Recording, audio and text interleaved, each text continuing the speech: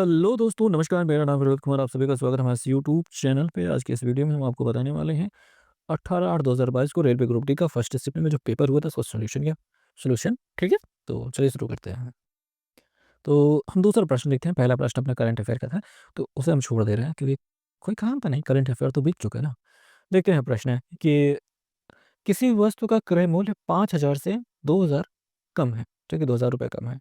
Dealer इस पर 10% की छूट देता है। इसके बाद रिटेलर अपने क्रय मूल्य पर 5% की छूट देता है। तो ग्राहक के लिए अंतिम विक्रय मूल्य क्या होगा? ठीक, सेलिंग प्राइस क्या होगा? तो भैया देखो, 5,000, सॉरी, 5,000 दाम है। ठीक, तो पहले तो 2,000 रुपया कम है, कम कर दिया यानी 3,000 रुपये दाम हो गया। और उसके बाद डीलर इसको 10% की छूट देता है। तो भैया 3,000 दाम अभी है, 10% की छूट मतलब 90% पे बेच रहा है। 90% पे उसके बाद रिटेलर मैंने जो फुटकर विक्रेता है वो भी 5% का छूट देता है, यानी वो 95% पे बेच रहा है। 95%। अब ये हो जाएगा आपका सेलिंग प्राइस। ठीक, सेलिंग प्राइस ये जो आपको लास्ट वाला जो निकाला है बस यही। जीरो इसे काट दो बहुत प्यार से, कट तो जाएंगे सारे, जीरो कट गया और नीचे कुछ बचा नहीं है। ऊपर 9 3 27 और 95, 95 है और 27 है, गुणा कर देते हैं। 7 पचे 35, हासिल लगे 3, 9 सत्ते 63, 63 3 66। ठीक है, 2 से काटेंगे 2 5 से 10, हासिल लगेगा 2 9 18 19। जोड़ देते हैं, ये 5 हो जाता है, ये हो जाता है 6, ये हो जाता है 15, 5 हासिल लगे 1, ये हो जाता है 2, 25 65, 25 65 ही अपना सही जवाब हो जाएगा। मतलब ठीक है, काफ़ी अच्छा प्रश्न था, सोचने वाला प्रश्न था, समय लेने वाला प्रश्न था, पर आसान प्रश्न। आमतौर पे ऐसे सवालें जब इतनी लंबी सी दिखा देते हैं मैं तुरंत छोड़ देता हूँ, लेकिन अब चूँकि हमें सॉल्यूशन बताना है तो हल करना ही पड़ेगा। तो देखते हैं। P, Q, R, S, T, U, V एक ही इमारत की 7 अलग-अलग मंजिलों पे रहते हैं और इमारत की सबसे नीचे वाली मंजिल को क्रमांक 1, उसके ऊपर वाले को 2, सबसे ऊपर वाले को क्रमांक 7 है। ठीक? तो हम लिख लेते हैं क्रमांक 1, 2, 3, 4, 5, 6, 7 हमने लिख लिया। अब हमें रखना आसान हो जाएगा। यू सबसे ऊपर वाली मंजिल पर रहता है, तो हमने रख दिया यू को। थोड़ा बड़ा बन गया है, मेरे ख्याल से छोटा बनाना चाहिए, ऐसा ठीक है। पी और क्यू की मंजिलों के बीच में केवल 2 व्यक्ति रहते हैं और क्यू मंजिल क्रमांक 3 पर रहता है, काफ़ी अच्छी बात है। क्यू को मंजिल क्रमांक हमने 3 पे रख दिया है, क्यू को, और दोबारा लिख देते हैं, क्यू को रख दिया है और कह रहे हैं कि टी और क्यू के बीच में केवल 2 व्यक्ति रहते हैं। नीचे की ओर टी रह नहीं पाएगा, 2 व्यक्ति छोड़ कर के ऊपर 6 नंबर पे हम टी को टिका देते हैं, काफ़ी अच्छी बात है। वी पी की मंजिल के ठीक ऊपर वाली मंजिल पे रहता है। वी जो है वो पी के ठीक ऊपर रहता है। अब 2 जगह पे अच्छी है तो कहीं पे भी हो सकती है, आगे देखते हैं। एस आर की मंजिल के ठीक ऊपर वाली मंजिल पे रहता है। एस जो है वो आर से ठीक ऊपर रहता है, अच्छी बात है। क्यू आर की मंजिल के ठीक क्यू जो है आर की मंजिल के ठीक नीचे वाली मंजिल पे रहता है। क्यू जो है वो आर से नीचे है, क्यू जो है वो आर से नीचे है। क्यू को यहाँ पे फिक्स किया गया है, तो हम यहाँ पे एस फिक्स कर देते हैं, यहाँ पे आर फिक्स कर देते हैं, क्यू उसके नीचे हो गया। फिर वी फिक्स कर देते हैं, फिर पी फिक्स कर देते हैं, सब फिक्स हो गया। मंजिल क्रमांक 6 पर कौन रहता है? तो मंजिल क्रमांक 6 पर टी रहता है। अरे यार! मैं आगे से ध्यान दूँगा, मैं बहुत विशेष ध्यान दूँगा कि इन्होंने पूछा क्या है, ये लास्ट वाला मामला, ये हम एग्ज़ैक्टली पहले पढ़ लेंगे और यहाँ पे निशान लगा देंगे कि 6 नंबर मंज़िल पे कौन, जैसे पूछ रहे हैं ना 6 नंबर मंज़िल पे कौन रहता है, तो हम निशान लगा लेंगे। उसके बाद अपन मस्त, क्योंकि अगर हमने ये पहले पढ़ लिया होता, तो हम ये इन लोगों को सेट करने की ज़रूरत ही नहीं थी, इनको लफड़ा देने की ज़रूरत नहीं थी। हम दूसरी ही लाइन में हम तब तक पहुँच चुके थे, लेकिन क्या करें, आदत से मजबूर, पूरा सॉल्व करना ज़रूरी था। तो ये इतना हैवी सवाल भी नहीं था, ठीक है? तो मेरे ख़्याल से आगे से हमें विशेष ध्यान देना होगा कि हम पहले क्वेश्चन जो पूछ रहा है वो पढ़ लें, ताकि हमें पता रहे कि हमें क्या पूछा जा रहा है, ताकि हम जल्दी से जवाब दे सकें। फिर चलते हैं नेक्स्ट क्वेश्चन पे। अगला वाला प्रश्न देखते हैं, इसमें कह रहा है कि कोयला और पेट्रोलियम के संरक्षण के लिए, इनको बचाने के लिए क्या निम्नलिखित में क्या किया जाना चाहिए? एयर कंडीशनिंग और हीटिंग सिस्टम का अत्यधिक उपयोग नहीं करना चाहिए। तो ये किया जाना एकदम सही बात है। बाकी विकल्प भी हम पढ़ लेंगे। सौर कुकर का उपयोग बिल्कुल नहीं करना चाहिए भैया, इससे हम क्या है, ये गलत बात इसलिए है, हमको करना चाहिए, नहीं हटा करके करना चाहिए।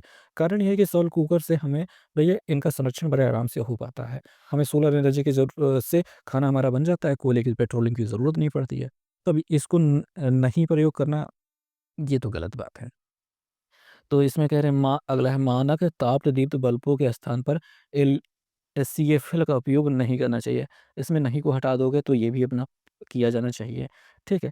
CFL तो अब तो LED आ गया है, LED आ गया है, LED बल्ब आ गए हैं, इनका उपयोग करना चाहिए क्योंकि मानक की बल्ब जो 100 वाट के बल्ब है वो ज़्यादा एनर्जी लेते हैं और ये जो बिजली बनती है वो कोयला और पेट्रोलियम से ही बनती है, तो भई इसको तो भई ये गलत बात कह रहे हैं। सार्वजनिक परिवहन या कारपूल का उपयोग नहीं करना चाहिए, इसमें भी नहीं हटा दो। नहीं यहाँ से हटा दोगे, तब ये सारी चीज़ें जो होगी, इन सबके संरक्षण के लिए उपयोगी हो जाएँगी। अब नहीं है इसमें, तो अनुपयोगी हो जाएँगी। अगर सार्वजनिक या वाहन यूज़ करते हैं, तो तेल कम खर्चा होता है और सड़कों पे भीड़ भी कम रहती है। ठीक? तो यहाँ पे पहला वाला मतलब ये क्वेश्चन सच में अपने में क्या है, खतरनाक प्रश्न है। कारण ये है कि आप इसको अच्छे से जानते तो हैं, पर इसमें कौन-सा ऑप्शन सही से लगाना है ना, उसमें हाँ, नहीं वाले में फँस सकते हैं। तो क्या किया जाना चाहिए? इसमें सही क्या है कि ये इसका उपयोग नहीं करना चाहिए, यही वाला अपना सही है। इसमें नहीं कह रहे ना ये गलत बात है, ये गलत बात है, ये गलत बात है, ठीक? समझ में आ गई बात? चलते हैं अगले प्रश्न में। अगला जो प्रश्न हो जाता है अपना कथन निष्कर्ष का हो जाता है, तो ये कथन निष्कर्ष में कुछ बनाते हैं। सभी गधे ज़ेब्रा हैं, तो देखते हैं, ये सभी गधे हो गए, जो कि ज़ेब्रा हो गए। हम लिख लेते हैं गधा जी, यहाँ गधा जी, यहाँ पे लिख लेते हैं ज़ेब्रा जी, लिख लिया। कुछ साँड़ बिल्लियाँ हैं, कुछ हिस्सा हो रहा है, कुछ साँड़, कुछ बिल्लियाँ। यहाँ पे हमने लिख लिया साँड़, साँड़ हमने सही लिखा? नहीं लिखा साँड़। यहाँ पे लिख लिया बिल्ली, बिल्ली लिख लिया हमने।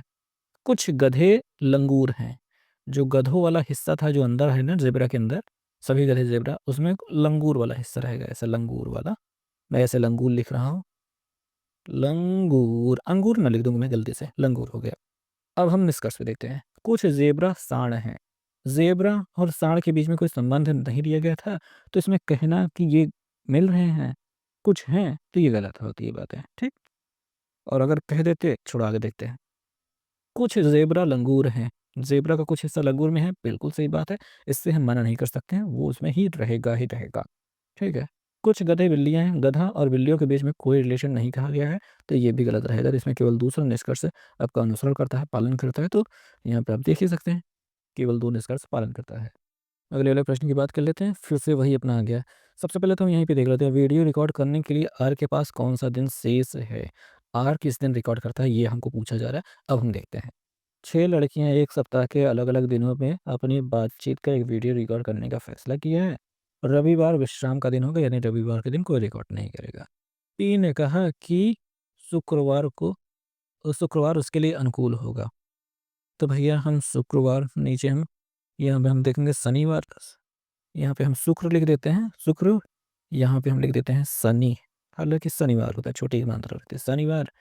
उसके बाद ऊपर गुरु, फिर यहाँ पे बुध, फिर यहाँ पे मंगल, मंगल और यहाँ पे सोमवार हमने लिख लिया। अब पी ने कहा शुक्रवार को, तो हम पी शुक्रवार के आगे पी को रख देते हैं, ठीक। और यू प्रक्रिया शुरू करेगी और सोमवार को रिकॉर्ड करेगी, तो यू प्रक्रिया शुरू करेगी, सोमवार को रिकॉर्ड करेगी, अच्छी बात है। एस टी के ठीक पहले वाले दिन रिकॉर्ड करेगा, हमको आर वाला चाहिए ना, हाँ ठीक है। एस टी के ठीक पहले वाले दिन, टी के ठीक पहले वाले दिन एस रहेगी, ठीक है, रिकॉर्ड करेगी। क्यू, यू और एस दोनों के ठीक मध्य वाले दिन रिकॉर्ड करेगी। क्यू जो है, यू और एस, यू के बाद अपना क्यू आ रही है और उसके बाद एस आ रही है, फिर यहाँ पे टी आ रही है, आर नीचे चला जाएगा शनिवार को। बस, सिंपल। टी ने गुरुवार को दिन चयन किया, टी ने गुरुवार का दिन चयन किया, एकदम सही बात है, अपना कोई दिक्कत नहीं है। एकदम ईज़ी था ये, बहुत ईज़ी। अगला वाला प्रश्न देखते हैं जिसमें, ठीक है, पूछ है, दूरी और दिशा पूछ रहा है। तो देखते हैं, जाह्नवी अपने घर से निकल के पश्चिम की ओर 45 मीटर चलती है। यहाँ से निकल के पश्चिम में 45 चल गई है, फिर दाएँ मुड़ती है 32 चलती है, ये दाहिने हो गया, ये 32 हो गया। फिर वह दाएँ मुड़ती है 88 चलती है, ये 88 हो गया दाएँ मुड़ करके। और फिर उसके बाद फिर वह दाएँ मुड़ती है 50 चलती है, लो भैया 50 चल गई है, ठीक है। अंत में वह पुनः दाएँ मुड़ती है 43 चलती है, इधर मुड़ गई 43 चल गई। अब 43 से कितना होगा ये हम थोड़ा कैलकुलेट करेंगे, तो कर लेते हैं कैलकुलेट, पहले देखेंगे। देखोगे 45 और 43 जोड़ने पे कितना होता है, 4 4 4 8 5 5 मतलब 5 3 8, 88 इधर गई, 88 इधर आई, एकदम सीध में पहुंचेगी, ठीक है, एकदम सीध में पहुंची रहेगी यहाँ पे। और ये 50 हो गया, ये 32 हो गया, 50 में से 32 गया, 20 गया, अंदर से 20 18 बचेगा, ये 18 का बचेगा, ठीक है, 18 मीटर हो गया। अब कह रहे हैं कि अब वह अपने घर से कितनी दूर, 18 मीटर, ठीक, 18 मीटर दूर, और किस दिशा में है, घर से किस दिशा में है, घर यहाँ पे, घर से ये दिशा में है, दक्षिण दिशा में है, किस दिशा में है, दक्षिण दिशा में है, तो दक्षिण दिशा अपना सही जवाब हो जाएगा, ठीक। काफ़ी ईजी है, दाएं बाएं मोड़ना आप सीख लीजिए, बाकी तो कुछ है नहीं इसमें। अगला प्रश्न देख लेते हैं कि 6 मित्र A B C D E और एफ एक वृत्ताकार मेज के परितः केंद्र की ओर मुंह करके खड़े होकर गेम खेल रहे हैं। 6 मित्र हैं, अच्छी बात है। अपने पास सर्कल बनाने वाला ऑप्शन बड़ा अच्छा है, अपन सर्कल बनाने में इसमें मज़ा आता है, ठीक है। अब कह रहे हैं ई जो है वो ए के बाईं ओर ठीक बगल में खड़ा है, ए के बाईं ओर, हम ए को यहाँ पे खड़ा करा देते हैं, ई के ठीक, ए के बाईं ओर ठीक हो गया, ए के ठीक बाईं ओर ठीक बगल में खड़ा, ठीक हो गया। सी एफ के बाईं ओर दूसरे स्थान पर खड़ा है, सी जो है एफ के बाईं ओर, अगर सी यहाँ रहेगा, एफ यहाँ रहेगा, बाईं ओर दूसरे स्थान पे यहाँ हो जाएगा। चलो ठीक है, वो देखेंगे बाद में, फिलहाल देखते हैं कि डी और ए के बीच में केवल 2 व्यक्ति थे, डी और ए के बीच में 2 व्यक्ति, दोनों तरफ से देखेंगे तो सामने डी रहेगा। चलो इतना तो सी हो गया अपना, ठीक, ये हो गया। तो अपन को एफ को यहीं रखना पड़ेगा, ठीक है, और सी जो है एफ के बाईं ओर सी यहाँ पे दूसरे स्थान पे यहाँ पे रहेगा। और फिर बचे जाता है कौन, बी बचे जाता है, बी को यहाँ भर दो। जो बी है वो ए के दाईं ओर ठीक बगल में खड़ा है, एकदम अच्छी बात है। एफ के दाईं ओर ठीक बगल में कौन सा मित्र है, एफ के दाईं ओर ई रहेगा, बस, ठीक है। एफ के दाएं बाएं अपना सही सही से रखना है गुरु। देखो इसमें सारा लफड़ा दाएं बाएं का ही है, तो दाएं बाएं को आपको आपके अनुभव में लाना पड़ेगा। आपके अनुभव में लाने के लिए आपको खुद यहाँ पे महसूस करना होगा कि जैसे कि यहाँ पे एफ है, यहाँ पे मान लो आप खड़े हैं, आपका मुंह इधर की ओर है, तो आपका दाहिना कौन होगा, ये होगा, और बायाँ कौन होगा, ये होगा। ये आपको महसूस होना चाहिए। जिस दिन आपसे महसूस होना शुरू हो जाएगा, उस दिन ये आपके लिए बहुत आसान हो जाएगा, ठीक। ओके, प्रश्न की बात कर लेते हैं। इसमें कहा जाता है दिए गए कथन पर विचार कीजिए, उत्तर सही उत्तर की जांच कीजिए। तो कथन एक है कि डायबेराइनर ने त्रिक नियम दिया, ये तो सही बात है, डायबेराइनर का त्रिक नियम एकदम सही है, वो उन्होंने दिया था। दूसरा है डायबेराइनर ने विभिन्न गुणों वाले तत्वों के समूह में व्यवस्थित करने का प्रयास किया, जिसमें से प्रत्येक में 3 तत्व थे। समूह में व्यवस्थित करने का प्रयास तो किए, व्यवस्थित करने का जो प्रयास है उन्होंने किया है, उसमें जो 3 तत्व थे, तो उसमें इसमें देखो कह रहे हैं कि दोनों कथन सही हैं। चलो ये मान लेते हैं सही हैं, मान लेते हैं। कथन 1 कथन 2 की व्याख्या सही व्याख्या है, इसकी व्याख्या ये है ना, गलत बात है, व्याख्या तो नहीं है ये वाला गलत है। दोनों कथन सही है, कथन 2 1 की सही व्याख्या है, इसकी व्याख्या ये है, तो ये भी सही व्याख्या नहीं है, गलत है। और कथन 2 सही है, ये कहना भी गलत है। पहला वाला मतलब ये यहाँ पे केवल कथन 1 सही है। कारण क्या है मैं आपको बताता हूँ। कि उन्होंने तत्वों को समूह में व्यवस्थित करने का प्रयास किया। प्रत्येक समूह में 3 तत्व थे, ये बात सही है। लेकिन उन्होंने मेन क्या कहा था कि जो जिन 3 तत्वों को उन्होंने रखा था, ठीक है? उनके किनारे-किनारे का जो द्रव्यमान संख्या थी, उनका औसत बीच वाले की द्रव्यमान संख्या होती थी, लगभग में। तो ये उन्होंने ऐसे करके व्यवस्थित करने का प्रयास किया था। तो ये तो इसमें बात की जा नहीं रही है। तो त्रिक नियम दिया था, ये बात तो सही है, पर दूसरे वाले में ये औसत वाला व्यवस्था तो इन्होंने बताई ही नहीं, तो इसी वजह से उन्होंने ऐसे ही कुछ भी व्यवस्थित थोड़ी ना कर दिया था। उन्होंने एक दिखाया था कि ऐसा-ऐसा होता है। तो इस वजह से ड्राइवर राय ने त्रिक नियम दिया था, पहला वाला अपना कथन सही है, ठीक? अगला प्रश्न है कि निम्नलिखित में से क्या पारिस्थितिकी तंत्र का जैविक घटक नहीं है? जैविक घटक मतलब होता है जो जीवित हो, मेढक जीवित है, पुष्प जीवित है, कीट जीवित है। जैविक घटक नहीं होने का मतलब मृदा, जो जीवित नहीं है, जैसे नदी हो गई, ठीक है, पहाड़ हो गए, ये अजैविक घटक होते हैं। मृदा हो गई, अजैविक घटक होते हैं। ओके। अगला वाला प्रश्न है कि निम्नलिखित में से कौन-सा भारत के वित्तीय बजट में शामिल नहीं है? तो शाखा नियंत्रण जो होता है, ये भारत के वित्तीय बजट में शामिल नहीं होता है। अगला वाला प्रश्न त्रिकोणमिति का प्रश्न है, इसमें क्या है इसका मान ज्ञात करना है। देखो भैया इसमें क्या होता है कि ये जो दिया गया है 1 माइनस कॉस थीटा और दिया गया है 1 प्लस कॉस थीटा, इसके दोनों के अलग-अलग अंडर रूट लग जाते हैं, ठीक? और इसमें लगता है क्या अपना गुणा किया जाता है, किससे गुणा किया जाता है?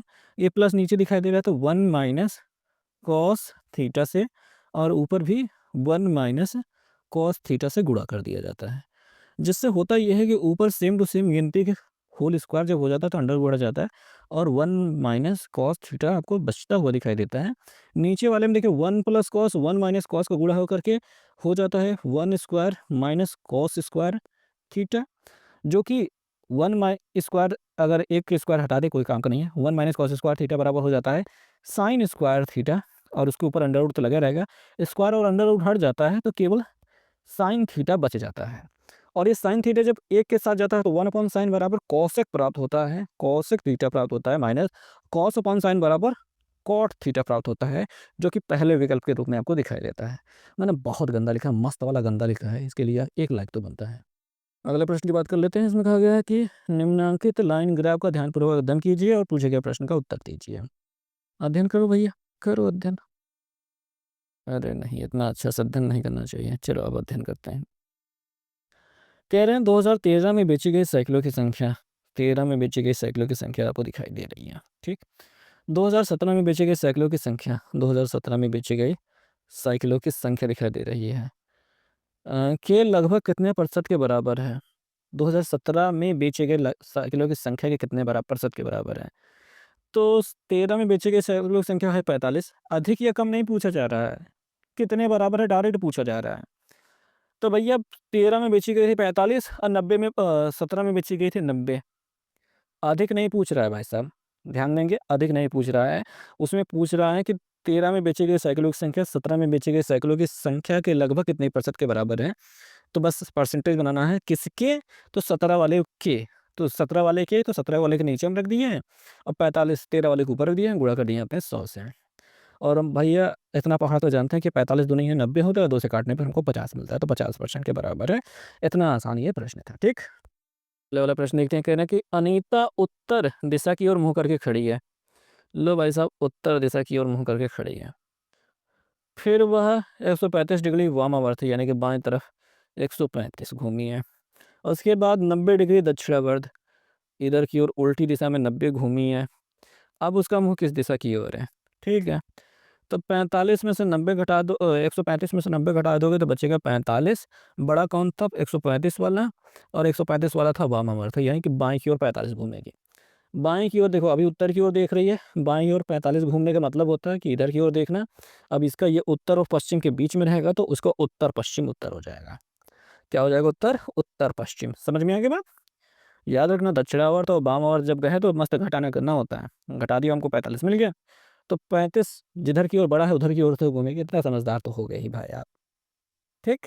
तो इतना समझदार हो तो चलते हैं अगले वाले प्रश्न में। अगला वाला प्रश्न देखते हैं। इसमें कह रहे हैं कि यदि ये अनुपात में है, ये अनुपात में है, तो इसका मान ज्ञात करना है, ठीक है। बाहर बाहर का गुणा 9x बराबर 12 बटा 144 नहीं करेंगे हम इतने समझदार हैं कि हम 12 गुणते 12 लिखेंगे। 3 चौके 12 होता है, 3 त्रिक 9, 3 चौके 12, x बराबर 4 चौके 16। यहाँ पे बाहर बाहर के गुणा करेंगे तो हमको 28y मिल जाएगा, अब 42 गुणते 42 मिल जाएगा। तो 6 7 42 होता है, 7 7 चौके 28, 7 छंग 42, 2 दूनी 4, 2 तिहाई 6, 2 से 42 को काट देंगे तो 21, 3 एकम 3, 3 दूनी 6, 63 मिल रहा है। और हमको 2x प्लस वाई चाहिए। 2x प्लस वाई का मतलब हो गया 16 दूनी 32 प्लस वाई यानी कि 63, जोड़ने पर 5 6 3 9 95, 95 दिखाई दे रहा है। तीसरा वाला विकल्प दिखाई दे रहा है। बहुत आसान सा प्रश्न रहा है।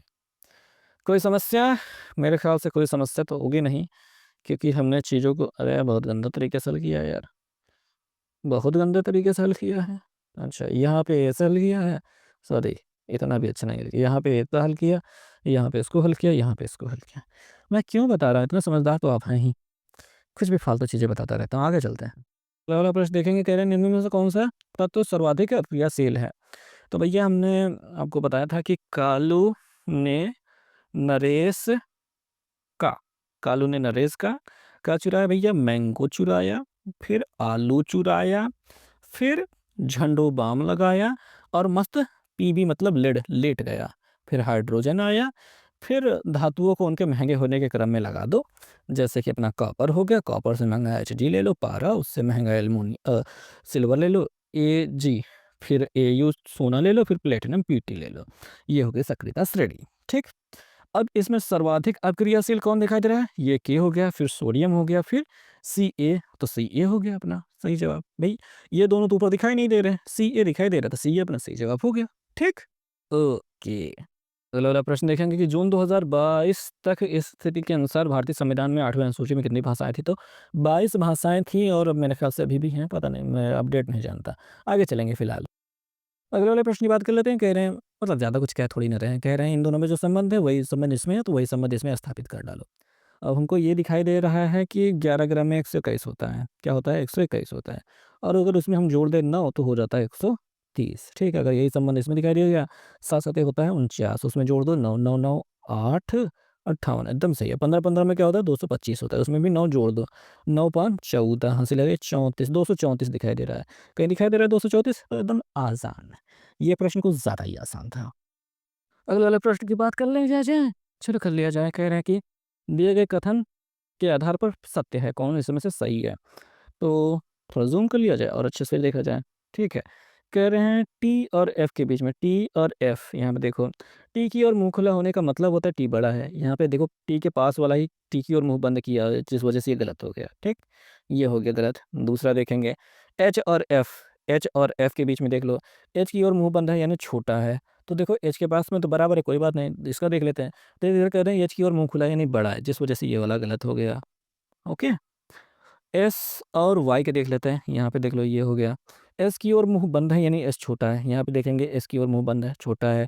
यहाँ वाले देखेंगे ये कि बराबर का निशान छोटा सा नीचे वाला दिखाई दे रहा है, लेकिन सॉरी, वाई की ओर मुँह बंद है। मैंने गलती बता दिया, मैंने बहुत गलती बता दी, फिर से मैं बताना पर यहाँ देखिए, वाई की ओर मुँह बंद है यानी वाई छोटा है। इधर देखेंगे वाई की ओर मुँह बंद है, वाई छोटा है, सही बात है। वाई की ओर मुँह बंद है, वाई छोटा है, सही बात है। नीचे एक बराबर का निशान दिया गया है, लेकिन वो ठीक है, कोई दिक्कत नहीं।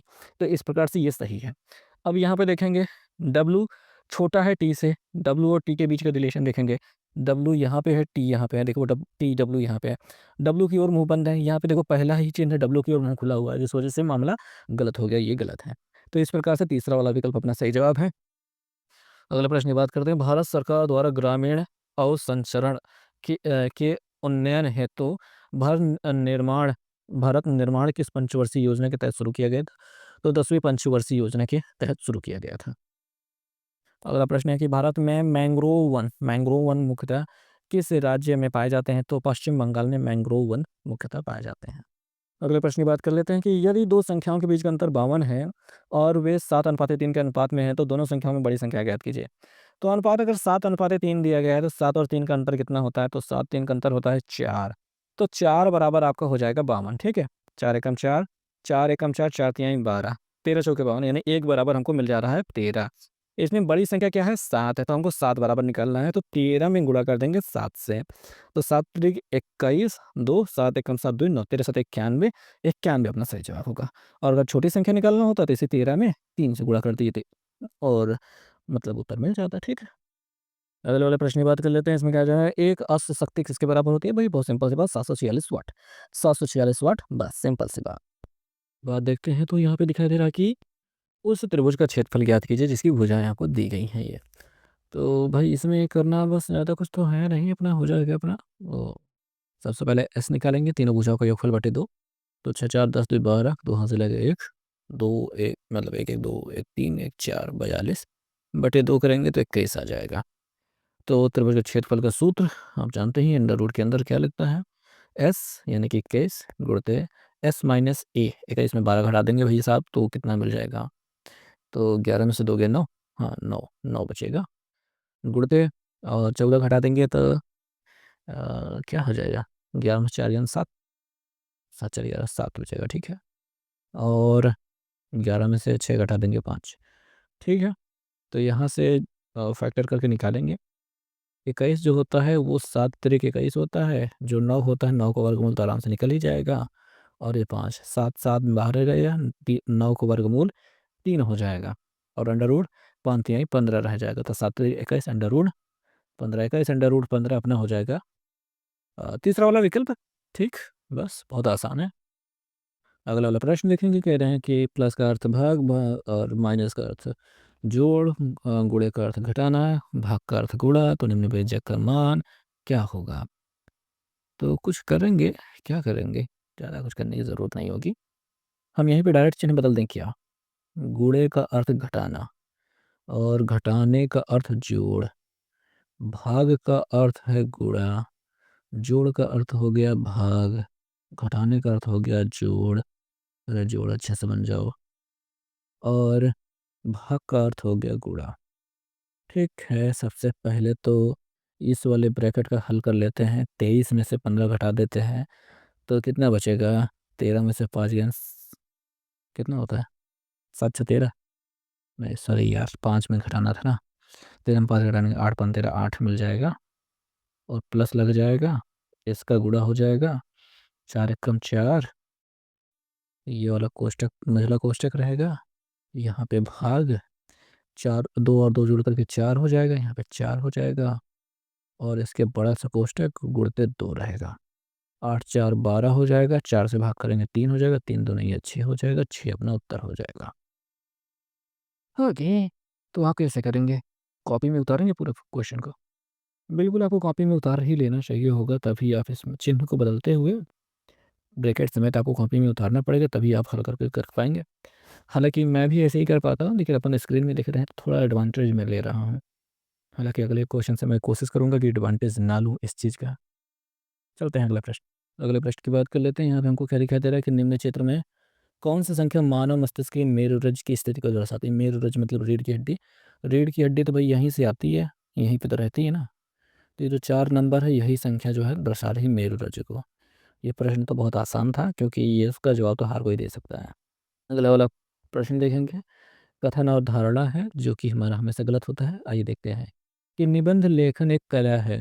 एक अच्छा निबंध लिखने में सक्षम होने के लिए विषय की समझ के साथ साथ भाषा पर पकड़ होनी आवश्यक है, पकड़ होनी भी आवश्यक है। धारणा क्या है, विषय पर पूर्ण निपुणता के बिना निबंध नहीं लिखा जा सकता। पूर्ण निपुणता के भैया इसमें देखिए भाई कह रहे हैं अच्छा निबंध लिखने में सक्षम होने के लिए विषय की समझ और पूर्ण निपुणता में थोड़ा सा अंतर है। तो समझ की बात ऊपर की गई है, पूर्ण निपुणता की बात नहीं की गई है, इस वजह से गलत है। भाषा पर अच्छी पकड़ वाला कोई भी व्यक्ति अच्छा निबंध लिख सकता है, तो इसका मामला थोड़ा-सा गलत है। विषय की समझ का भी योगदान होना चाहिए, धारणा भाई ये होनी चाहिए। ये धारणा मत बनाओ कि इन्होंने कह दिया कि भाषा पर पकड़ होना आवश्यक है, पकड़ होना भी आवश्यक है, और अगर भाषा पर अच्छी पकड़ है इसका मतलब थोड़ी ना कि अच्छा निबंध लिख लोगे। पहले विषय की समझ भी तो उसमें निहित होनी चाहिए। तो दोनों ही अवधारणाएँ भाई निहित नहीं है। ना तो धारणा 1 ना ही ना धारणा 2 निहित है। चलो भाई अगला वाला प्रश्न देखते हैं। इसमें क्या मामला है? ज़्यादा कुछ नहीं है, बस यही कुछ बहुत अच्छा से बना हुआ है, यही श्रृंखला को पूर्ण करना है। और श्रृंखला को पूर्ण करने के लिए हम थोड़ा-सा देखते हैं और अब की बार कोशिश करेंगे एडवांटेज ना लें। सबसे पहले बात तो हम इस चीज़ को ध्यान में देखेंगे कि बीवीएमडब्ल्यू हो रहा है, तो मैं सोच रहा हूँ यहीं पे बना देता हूँ।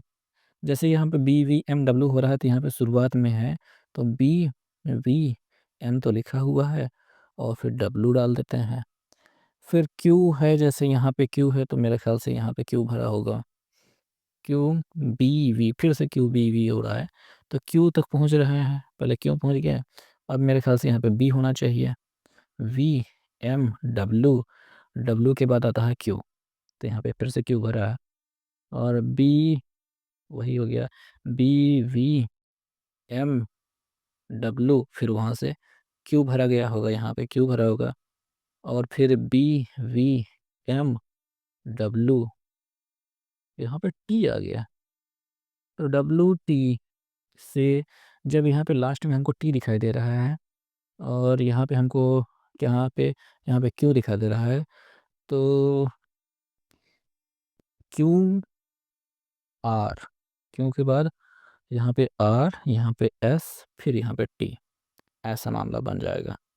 तो वी डब्ल्यू देखेंगे, V W same to same है, और उसके बाद बी है तो यहाँ पे बी है, फिर यहाँ पे हमने आर लिया है तो ये आर वाला, फिर यहाँ पे एस है, एस वाला, फिर एम डब्ल्यू, तो ऐसे करके बन गया। हमने यहाँ पे टी को देखते हुए चीज़ों को व्यवस्थित किया। हमने क्यू से शुरुआत की, क्यू आर एस टी। ठीक है, मामला कुछ समझ में आया? ठीक है, चलते हैं। अगला प्रश्न देखते हैं। इस प्रश्न में कहा गया है कि निम्नलिखित चित्र में प्रदर्शित ए और बी, यहाँ पे ए दिखाई दे रहा है, यहाँ पे बी दिखाई दे रहा है, कि मध्य तुल्य प्रतिरोध ज्ञात करना है। तो भाई ये जो दोनों प्रतिरोध लगे हैं, ये लगे हैं श्रेणी क्रम में। इनका प्रतिरोध 3 और 3 सीधे सीधे जोड़ करके 6 ओम हो जाएगा। क्या हो जाएगा? 6 ओम। और ये दोनों का संयुक्त जो 6 ओम है, इसके साथ ये समांतर क्रम में जोड़ा है, तो 1/6 प्लस 1/3 करके ही जोड़ पाएगा। ठीक, तो इन दोनों का एलसीएम 6 हो जाएगा। 6 एकम 6, 3 दूनी 6, जोड़ करके ऊपर 3 मिल गया है। 3 दूनी 6 कट जाएगा, तो क्या बचेगा? 1/2। इसको उलटना पड़ेगा, 2 ओम। 2 ओम अपना सही जवाब हो जाएगा। ठीक, ये तो सिंपल फिजिक्स है, हाई स्कूल में बहुत ज़्यादा है ये।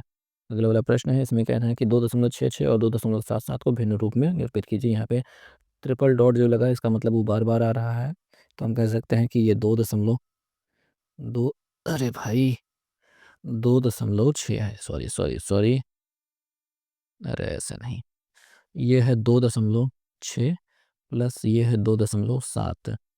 तो अगर हम इसको देखेंगे तो ये 26 - 2, सॉरी 26 - 2 नहीं होगा, ऐसे नहीं होगा। ये 2.6 है, 6 के ऊपर बार है, प्लस 2.7 है, 7 के ऊपर बार है। ये वाला जो दोनों 2 है, उनको निकाल कर 2 2 2 4 जोड़ दो। इसको प्लस में लिख दो 6/9, इसको प्लस में लिख दो 7/9, ऐसा जुड़ जाएगा। 9 7, सॉरी 7 7 13/9 हो जाएगा, प्लस 4। ठीक, तो 9 चौक 36 प्लस 13 हो जाएगा। 6 3 9, 3 1 4, 49/9 मिल जाएगा। 49/9 ऐसे करके जोड़ा जाएगा ये। अरे यार, मैंने कुछ ज़्यादा ही बहुत ज़्यादा बता दिया। देखो भाई, ये 2.6 है, उसके ऊपर बार है। ठीक, बार है, प्लस ये 2.7 है, उसके ऊपर बार है। हमने लिखा 2 प्लस 0.6 के ऊपर बार, प्लस लिखा 2 प्लस 7.0, सॉरी 0.7 उसके ऊपर बार। ये वाला दोनों 2 जोड़ दिया, तो हमने लिख दिया 4। और ये जो 6 है, जो 0.6 के ऊपर बार, एक अंक के ऊपर बार है, तो हम 6/9 बड़े आराम से लिख सकते हैं, और ये 7/9 बड़े आराम से लिख सकते हैं। ये दोनों जोड़ करके 7 6 13/9 हो जाएंगे। ये 9 चौक 36, 36 और 13 जोड़ने पर हो जाता है 49/9। ऐसे समझ लो। अब समझ में आए बात? ठीक है। अगला वाला प्रश्न देखेंगे कि पौधों में अपशिष्ट उत्पाद के रूप में ऑक्सीजन कब और कैसे उत्सर्जित होता है? तो दिन के समय प्रकाश संश्लेषण द्वारा ऑक्सीजन उत्पन्न होता है। ठीक है, ये होता है अपशिष्ट पदार्थ के रूप में। अगला वाला प्रश्न देखेंगे। इसमें कहा गया है कि एक ट्रक 60 किलोमीटर प्रति घंटे की चाल से शहर पी से शहर क्यू तक यात्रा करता है, और उसी मार्ग पर 100 किलोमीटर प्रति घंटे की चाल से पी तक वापस लौटता है। दी गई यात्रा में ट्रक की औसत चाल कितनी होगी? तो औसत चाल के लिए फार्मूला जो होता है वो क्या होता है? 2xy/x+y। बहुत सिंपल सी बात है। तो 2xy मतलब 60 गुणित 100, और x+y बटे मतलब 60 और 100 को जोड़ दोगे 160, बस। एक जीरो ऐसे काट देते हैं, 2 से काट देते हैं, तो यहाँ पे 8 आ जाएगा। 2 3 6, 2 चौके 8, 4 से काट देंगे 25, 25 3 75, 75 किलोमीटर प्रति घंटे अपना उत्तर हो जाएगा। बहुत आसान। अगला प्रश्न देखेंगे कि किस समाज सुधारक ने 1828 में ब्रह्म समाज की स्थापना की, और शिक्षा की वकालत करते हुए सती, बाल विवाह, सामाजिक विभाजन जैसी प्रथाओं का विरोध करके अपनी अग्रणी भूमिका निभाते हुए प्रसिद्ध हुए? तो राजा राम मोहन राय। ठीक, अगले प्रश्न की बात कर लेते हैं कि एक वस्तु को अवतल लेंस की मुख्य फोकस पे रखा जाता है। एक वस्तु को अवतल लेंस, अरे भाई साहब अवतल लेंस ऐसा हो जाएगा, ये हो गया, मुख्य फोकस पे ऐसा कुछ रख दिया जाएगा। ठीक है भाई, रखा गया है। इनमें से कौन सा विकल्प निर्मित प्रतिबिंब के अभिलक्षणों को दर्शाता है? तो मैं आपको बता देता हूँ कि यहाँ पे जो उत्तल लेंस होता है उसमें हमेशा वास्तविक प्रतिबिंब बनेंगे, और एक स्थिति में आभासी भी बनेगा। लेकिन इसका ठीक अपोजिट होता है अवतल लेंस में, हमेशा आभासी बनेगा और अत्यधिक छोटा बन जाएगा भाई। आभासी वाला मामला रह जाएगा। आभासी में हाँ, अत्यधिक छोटा बन जाएगा, बड़ा भी नहीं बन पाएगा, आभासी बड़ा भी नहीं बन पाएगा, क्योंकि उत्तल में आभासी बड़ा बनता है और अवतल में आभासी छोटा बनता है। ठीक, ये भाई अगर आप पढ़ोगे तो इसमें प्रतिबिंबों का बनना आपको सिखाया जाएगा, जो कि हाई स्कूल में है। ठीक है, तो चौथा आभासी अत्यधिक छोटा। ओके, अगला प्रश्न है कि विद्यालयों में यौन शिक्षा देने के महत्व को उजागर करने वाले कुछ कारणों का उल्लेख नीचे किया गया है। गलत विकल्प का चयन कीजिए, इसमें से कौन सा गलत है। पहला है कि अपने शरीर में होने वाले बदलावों के बारे में जानकर जानकर किशोर किशोरियाँ एक दूसरे का मजाक उड़ाने लगते हैं, तो भैया ये गलत बात है, बिल्कुल गलत बात है। यही तो अपना निशान लगाने वाला बात हो जाएगी। विभिन्न मिथकों और भ्रांतियों को दूर करना। देखिए, यौन शिक्षा देना बहुत ज़रूरी होता है, क्योंकि भाई इन सब के बारे में आमतौर पर समाज में बात नहीं होती है, और हम कुछ भी प्रश्न अपने यार दोस्तों से पूछते हैं और वो भी मज़े मज़े में कोई भी जवाब दे देते हैं, जिस वजह से क्या है कि मिथक और भ्रांतियाँ आपके मन में पैदा हो जाती हैं, जिस वजह से आपको ये लगता है कि ऐसा कुछ होगा। ठीक, यौनारंभ के दौरान होने वाली परिवर्तनों के बारे में ज्ञान। तो जब ये शुरुआत होती है यौन अवस्था, यानी कि किशोरावस्था जब होता है शुरू, तो उसमें जो परिवर्तन होगा उसके बारे में जानकारी देना बहुत ज़रूरी होता है। किशोर और किशोरियों को यौन शोषण से बचाने के सहायक होता है। तो कई लोगों को पता भी नहीं होता है कि ये सब क्या हो रहा है, वो समझ नहीं पाते हैं। पहली बात तो ये हो जाता है, यौन शोषण में ये होता है कि उनको समझ नहीं आता है। जब उनको समझ में आता है कि कुछ गलत हो रहा है, तो वो किसी को बता नहीं पाते हैं। कई बार तो ऐसा होता है, मम्मी पापा को बताते हैं और वो मजाक समझ करके डांट करके चुप करा देते हैं, तो ये तकलीफ वाली बात है। इन सब चीज़ों के बारे में जानकारी हो, इसके लिए यौन शिक्षा ज़रूरी है, ताकि समझ में आए कि गुड टच और बैड टच क्या होता है। काफ़ी तकलीफ होती है जब हम इन चीज़ों से होकर गुजरते हैं। चलिए अगला वाला प्रश्न देखते हैं। इसमें कहा जा रहा है कि ए 100 अंडे 4 मिनट में गिन सकता है, बी उतने ही अंडे 5 मिनट में गिन सकता है। यदि वे एक साथ मिलकर 450 अंडे को गिनने के लिए काम करते हैं, तो उन्हें कितना समय लगेगा। तो बहुत ही आसान सा बात रहेगा कि भाई साहब क्या आसान बात रहेगा कि एक काम को 100 अंडे गिनने का काम, ए का हो गया 1/4, बी का हो गया 1/5, इनका एलसीएम हो गया 20, उधर हो गया 5, इधर हो गया 4, ये हो गया 9/20। ठीक, उसको उलट देंगे तो 20/9 हो जाएगा। ये 20/9 क्या हो गया, ये हो गया इनके दोनों मिलकर के 20/9 घंटे में 100 अंडे गिन लेंगे। ठीक, 20/9 घंटे में 100 अंडे गिन लेंगे। तो आपके पास अंडों की संख्या यार इसमें थोड़ा लफड़ा चल रहा है, 450 है। ठीक, तो ठीक है, एक अंडा गिनने में कितना समय लगेगा, इसमें कर देते हैं 100 से भाग। Sorry sorry sorry sorry sorry, हाँ, ये जो पूरा अपना, अरे नहीं यार, ये जो अपना पूरा टाइम मिला है, तो भैया ये तो 100 अंडे गिनने में टाइम जो लगता है, अगर हम इसमें 100 से भाग कर देते हैं, तो हम कह पाएंगे कि ये 1 घंटे में गिनने में लगा समय।